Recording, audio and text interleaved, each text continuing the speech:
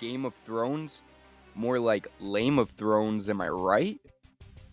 A series that I believe is only popular because people like to feel smart about how complicated the story and characters are.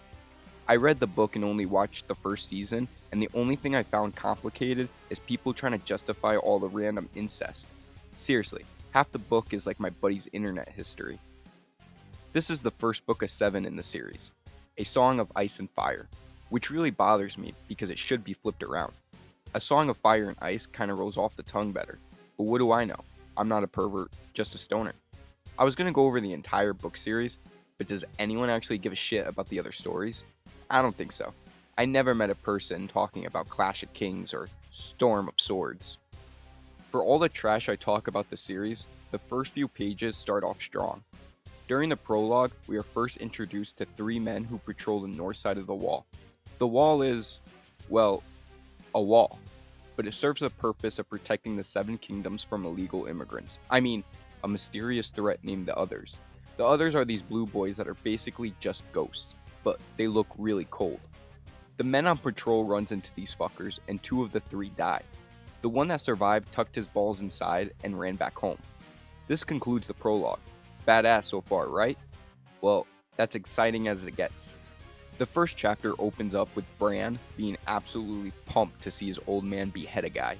Bran is part of the Stark family and only 7 years old. His father Ned is the Lord of Winterfell, which is one of the 7 kingdoms. His father Ned brings a party with him to execute the deserter from the prologue. Part of the social gathering was Bran's older brother named Robb. That's Robb with 2 B's, not 1.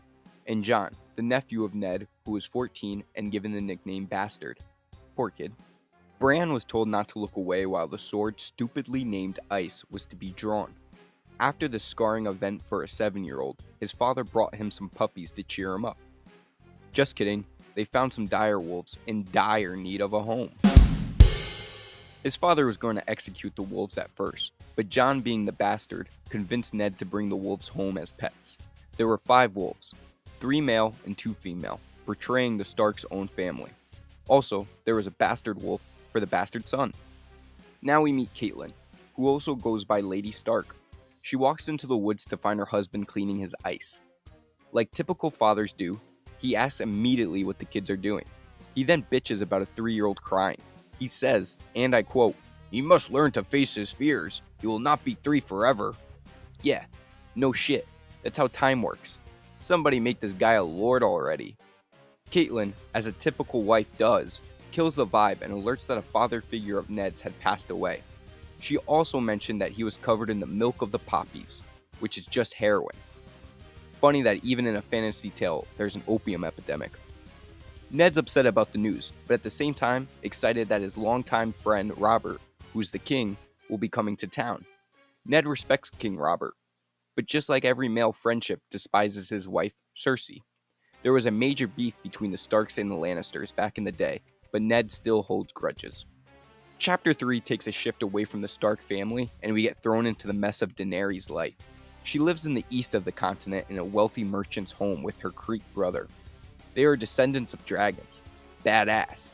By the way, it only took 29 pages before the incest started. The Creep wants her to marry some Neanderthal that has an army. That way, the Creep and Daenerys can rule the kingdom together. Her Creep brother's also giving massive nice guy vibes by telling her not to wake up the dragon inside of him.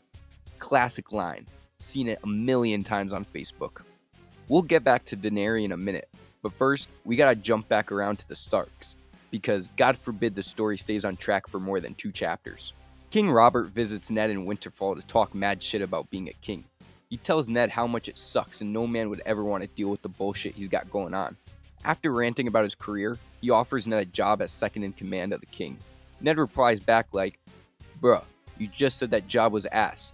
And Robert replied back with, "Yeah, and your 11-year-old daughter must marry my 12-year-old son." Robert needs to work on his negotiation skills. I also want to add this quote really quick, even though it has nothing to do with the story. "Now it was perfume that clung to him like perfume." What the fuck does that even mean? During a dinner party between the Starks and the Lannisters, Jon first meets the dwarf of the Lannister family named Tyrion. Jon starts a conversation with the little guy, only to be called a bastard.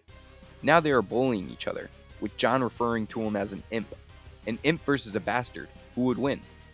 Ned eventually accepts the title as Hand to the King due to his wife Catelyn exposing that the Lannister family killed the last person in the position.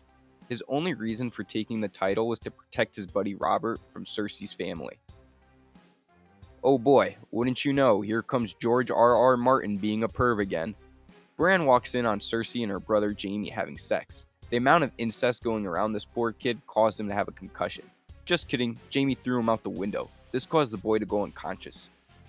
Ned, with his concussed son, decides to dip out of Winterfell and takes the new job across town at King's Landing.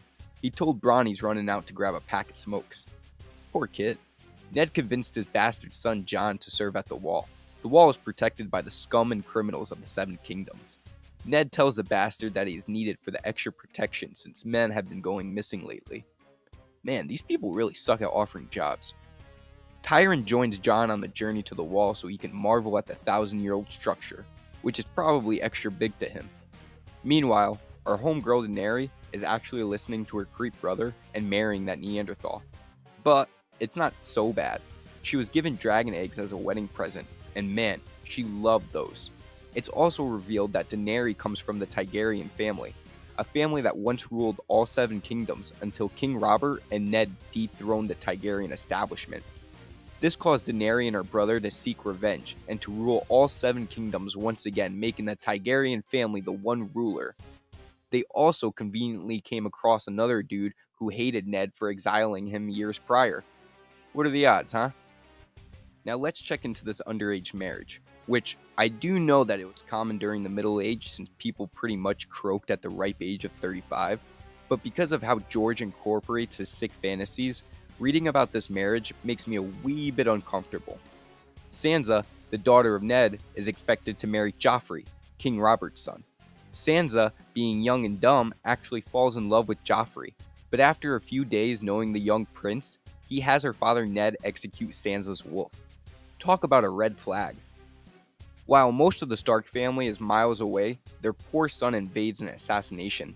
Catelyn, the mother of Bran, finds out who tried to take out their son, only to realize through a friend the assassination was ordered by the Lannisters. This is a crazy episode of Wife Swap. Now, just prior to the assassination, he was visited by Tyrion, the imp, to give him the condolences from Jon. Catelyn found this fishy and immediately seized the little guy. Tyrion pleads not guilty on all accounts and demands a trial by combat. He was lucky there was a beefcake there to defend his honor, thus freeing the little man. King Robert, who tries to keep his kingdom in check, sends out a spy to see what the Targaryens are up to. He gets intel that our beloved Daenerys is pregnant. This worries the king due to the implications it might have in the future with the two families fighting over the throne. He eagerly demands Ned to kill the pregnant Daenerys, but Ned, being the white knight he is, refuses the order. Ned also killed a beloved friend of the Lannisters without the king's knowledge. This rightfully upsets the family, and Jaime Lannister has a duel with Ned that ends with the Lannister breaking Ned's kneecap, mafioso style. Bran is having the craziest of fever dreams, with a 3-eyed crow that tells Bran to fly or die. The crow told him the future and how the end is near. He sees his family being punished and was notified by the crow that winter is approaching soon. That's funny, I had the same dream last week. This awakens Bran from his coma, but quickly realizes he has no feeling in his legs. Damn, I don't know who has it worse, crippled Bran or the kid they refer to as a bastard. Let's head back to King's Landing, where Ned discovers that the young Prince Joffrey is actually not the king's son, but instead, you guessed it, a part of an incestual relationship between the king's wife Cersei and her brother Jaime. King Robert is on his deathbed from a hunting accident, and before he dies, he names Ned temporary king until Joffrey reaches a certain age. Ned, not following bro code at all, doesn't tell the king the prince is actually not his. This was a life-threatening detail that could have saved a lot of time for the Starks, but I think Ned likes the drama. The king perishes, hopefully covered in the milk of the poppies, and Ned decides now is the perfect time to confront the Lannisters on their weird relationship. I guess some people grieve differently. Ned assumes everyone will get his back during the confrontation because, I mean, it is weird to have a relationship with your sister, but everyone seems cool with it, so they lock Ned up as a prisoner. After Ned's capture, his oldest daughter runs away from the kingdom, feeling like if she stayed, she will be doomed. Her younger sister, Sansa, was held hostage by Cersei and was forced to watch her soon-to-be husband, Joffrey, become king. As the first order of his reign, he demands Ned to admit to treason and be executed. Learning of his father's death, Robb with two Bs, not one, is pissed. And on top of that, the Lannisters declare war on Winterfell. Jon, hearing the news all the way from the Wall, tries to abandon his post, but was stopped immediately since he made a vow. No draft dodgers here. But Robb didn't need his brother's help, for he defeated the Lannister family and captured the sister lover Jaime himself. The book ends with our love, Daenerys, taking care of her new Neanderthal husband after getting sick in battle. He was not going to survive unless the magic was used to bring him back to life. She accepts the magic and sacrifices her baby, but it didn't work too well for her. Her child was sacrificed, and her Neanderthal husband became even stupider than he already was. This upsets Daenerys, as I would be too. She can't ask for a refund, so instead, she set her husband and the dragon eggs on fire. She walked slowly into the rising fire while her community watched. The fire settled down, the smoke cleared.